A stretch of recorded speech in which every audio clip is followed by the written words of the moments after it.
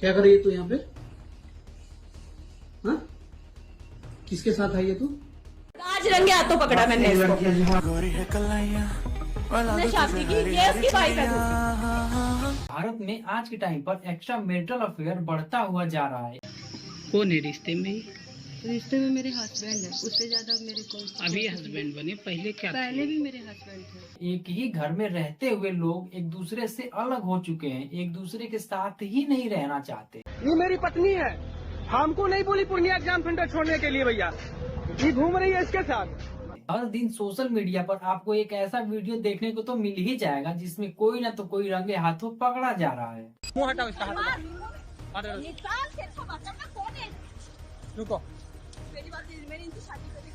शादी कर रहे, शादी कर। कभी कोई हस्बैंड अपनी वाइफ को रंगे हाथों पकड़ ले रहा है, हो गया, घूम ली, देख लिया मैंने। क्या हो गया तू? पीछे हो।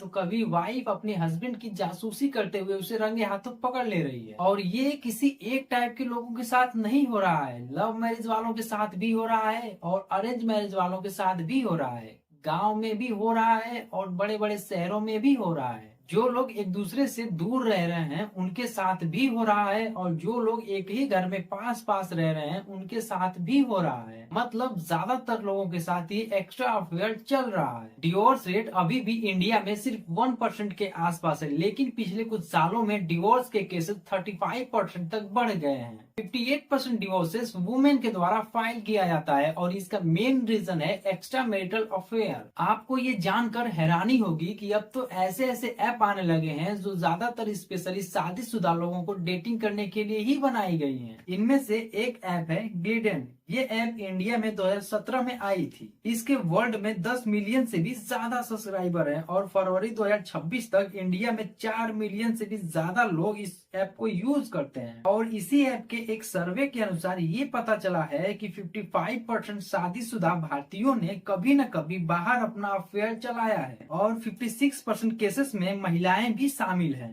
मुझे पता है कि ये सब सुनकर आपको काफी शॉकिंग लगा, लेकिन डार्क रियलिटी यही है। पिछले कुछ सालों में एक्स्ट्रा अफेयर काफी तेजी से बढ़ा है और ज्यादातर केसेस तो सोशल मीडिया की वजह से बाहर आने लगे हैं। और इस वीडियो में मैं आपको ऐसे ऐसे केसेस बताऊंगा जिसे सुनकर आपको शादी से विश्वास ही हट जाएगा। अभी आप कुछ केसेस और रिपोर्ट ही देखे हैं, आगे की वीडियो में हम डिटेल में समझेंगे, तो आप बिना इस वीडियो को स्किप किए पूरा जरूर देखना और अपनी राय को कमेंट में जरूर बताना।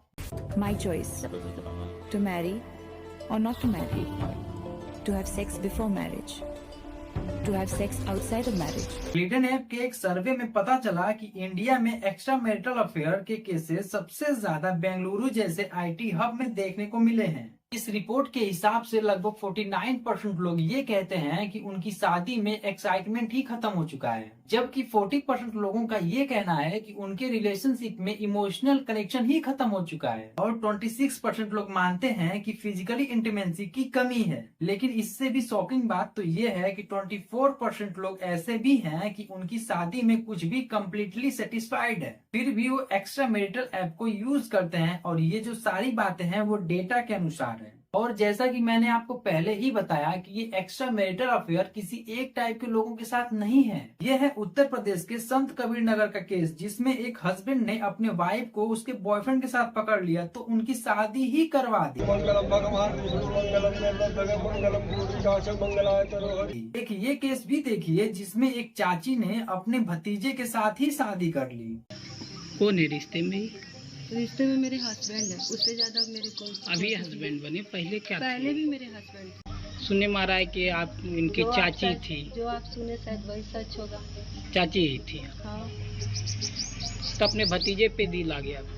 बस। और ये सब तो फिर भी कुछ नहीं है। मेरठ वाला केस तो आपको याद ही होगा। सौरभ राजपूत जो कि मर्चेंट नेवी में एक ऑफिसर थे, उन्होंने 2016 में अपनी फैमिली के अगेंस्ट जाकर मुस्कान से शादी की थी। उनकी एक 6 साल की बेटी भी थी और जब सौरभ राजपूत छुट्टी पर घर आए तो 4 मार्च को मुस्कान ने उनके खाने में कुछ मिला दिया, जिससे कि वो बेहोश हो गए और फिर मुस्कान ने उन्हें मार दिया।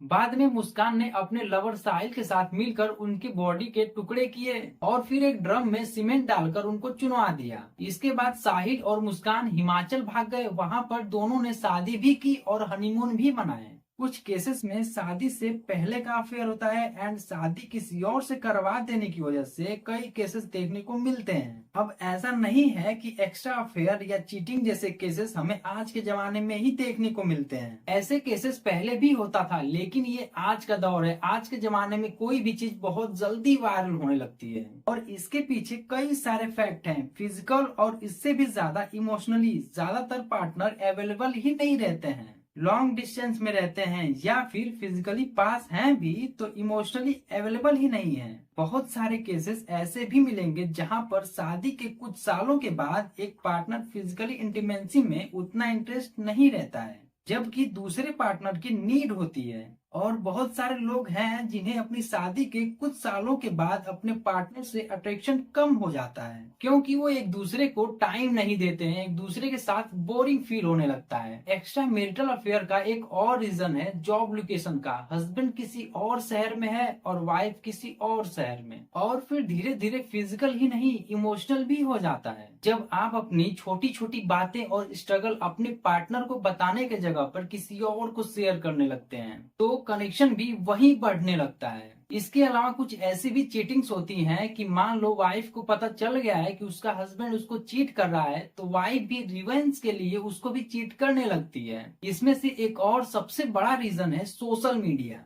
लोग सोशल मीडिया पर सो कॉल्ड क्यूट कपल के साथ खुद को कंपेयर करने लगते हैं और ये सोचने लगते हैं कि लोगों की पर्सनल लाइफ कितनी अच्छी चल रही है, कितनी क्यूट तरह से रहते हैं। जैसे कि वेब सीरीज, मूवी, इन सारी चीजों में एक्स्ट्रा मैरिटल अफेयर इतना नॉर्मलाइज तरीके से दिखाया गया है, जिसे देखकर लोग ये सोचते हैं कि जब ये कर सकते हैं तो हम क्यों नहीं कर सकते हैं। इस चक्कर में अच्छे कपल भी ये देखकर फील करने लगते हैं कि हमारी लाइफ इतनी इंटरेस्टिंग क्यों नहीं है। आप ऐसे रिश्तों का क्या करोगे जब आप खुद के रिश्ते को खोखला करते हुए जा रहे हो और दूसरे रिश्ते को भी कोई नाम नहीं दे सकते। और इन्हीं सब वजहों से हम ऐसे जनरेशन को देख रहे हैं जहाँ काफी लोग शादी करने से भी डर रहे हैं, यानी कि वो अकेले रहना ही प्रिफर करते हैं।